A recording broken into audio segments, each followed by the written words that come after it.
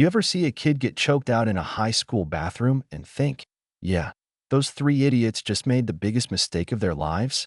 Because that was me, Adam Smith, 15, new kid, and apparently the designated punching bag at Northwood High.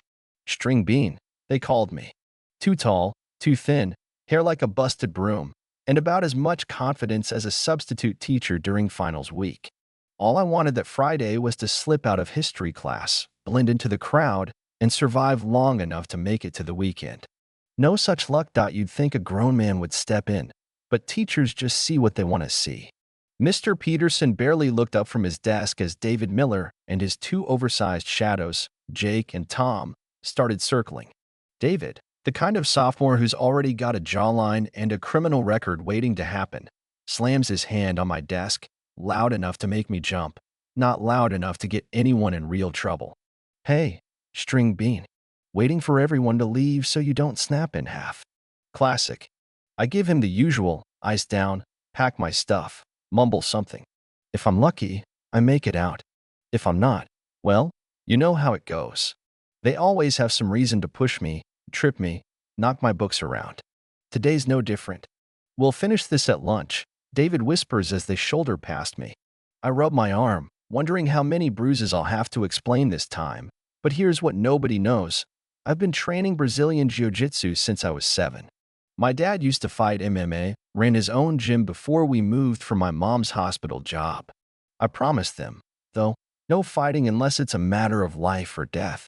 I keep my word, even as I watch my reputation circle the drain. Lunch is just another minefield. I grab my sandwich and water, head for my usual corner, and bam, Tom hooks my ankle and I go sprawling. Lunch everywhere. Laughter, of course. Nobody helps. Not a single hand. Ms. Rodriguez walks over, asks what happened, and I just say I tripped. Snitching makes things worse. If you know, you know. I dump my food, try to disappear, but Sophia Davis, quiet, sharp, junior, sees me. She bends down, hands me my history book, says, "Those guys are jerks." I nod. It's the closest thing to a lifeline I've gotten all week. After school, I think maybe, just maybe, I'll make it out before round 2. But no, David and his crew catch me at my locker.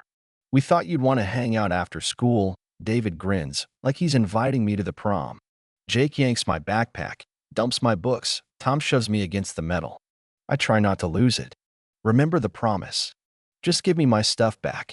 They laugh, call me pathetic, and walk away, leaving me on my knees. Sophia shows up again, says I shouldn't let them get to me. "You look like you could fight back," she says. I shrug. It's complicated. "If you ever want company during study hall, I'm in the back corner," she offers. Maybe not all hope is lost. Saturday is the only day I feel like myself. My dad pushes me hard at the gym, corrects my technique, tells me discipline is more important than muscle. Self-defense isn't just about punches, Adam. It's about knowing when to act. He says that a lot. I think about it all weekend. But Monday, hope is a luxury. David and his minions are waiting at the front doors. 3 months, and we still don't know if you can swim, Tom jokes. Next thing I know, they've got me by the arms, dragging me up to the 3rd-floor bathroom, empty, echoey, smells like cheap disinfectant and trouble. They shove me inside, slam the door. Every new kid gets initiated. Yours is overdue. Jake twists my arm behind my back. Tom pins the other. David cracks his knuckles and starts talking about toilets and brushes. I know exactly what's coming, but I keep telling myself, not life-threatening, just humiliating. Until it is. David gets behind me, tries to wrap an arm around my neck, rear naked choke, but he's got it all wrong, squeezing the windpipe instead of the arteries. Still, with Jake and Tom pinning my arms, I can't escape. The world goes dark, just like that. 1 second you're hearing trash talk, next you're flat on the floor, ears ringing, throat on fire, heart pounding like a drum solo. When I wake up, I hear panic in their voices. What if he's seriously hurt? But mostly I hear fear. Something snapped in me right then. This wasn't just bullying anymore. This was assault. This was what my dad meant by when there's no other option. I stand up slow. My head's pounding, but my mind's clear. "You could have killed me," I say, voice flat. David tries to brush it off, but I see the flicker of doubt. It was just a joke. I don't smile. There's a right way and a wrong way to choke someone out. What you did? That was the wrong way. They laugh, but it's nervous. I move faster than any of them can process. 1 second Jake is smirking. The next he's flat on his back. Double leg takedown. Perfect form, just like Dad drilled into me. I mount, pin his arms, whisper, I could break your arm, choke you out for real, but I won't. Because I'm in control. He stops struggling, he gets it.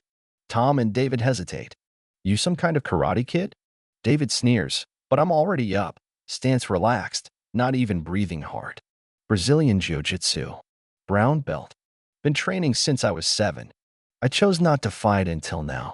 Tom helps Jake up, but nobody wants to make the next move. Try me, I say, and the confidence in my voice is new, even to me. David blusters, so I sweep his leg, nothing fancy, just enough to send him crashing into the sinks. Then I run a little demo strikes, movement, feints, show them what real technique looks like. I could do this all day. They get the message. Right then the vice principal, Mr. Thompson, walks in, great timing, right? He sees Jake rubbing his back, Tom with a bloody nose, David flustered, me calm and steady. What's going on here? He demands.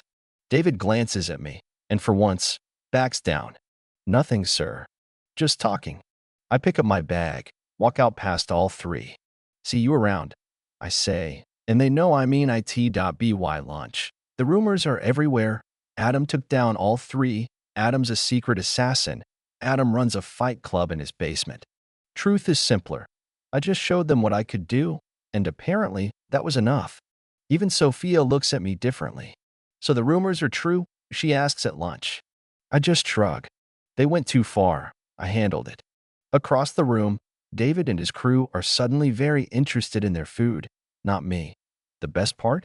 For the rest of the week, I walk the halls without looking over my shoulder. Other students nod, say hi, even ask to sit with me.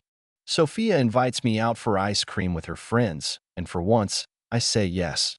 But here's the twist nobody expected. Friday afternoon, David finds me at my locker, alone. I tense up, ready for round 2, but he just says, what happened in the bathroom? We went too far. That choke was messed up. We're backing off. Not just from you, from everyone. He even sticks out his hand. I could have ignored him, held on to the anger, but I take it, shake once, hard. Clean slate, I say. Sophia catches me on the way out, grins. Was that David Miller acting human? Stranger things have happened, I laugh. 3 months ago, I never would have believed any of this. Turns out, standing up for yourself doesn't mean becoming what you hate. It's about balance, knowing your strength and your limits, defending yourself without crossing that line. Dad was right. Self-defense isn't just what you do with your fists, it's knowing your worth and not letting anybody, bully or otherwise, take that away from you. So what would you have done in my shoes? Would you have fought back sooner? Held that grudge? Or is it about something bigger, about changing the game for everyone, not just yourself? Drop your take below. Let's hear what you really think about bullies, justice, and when enough is enough.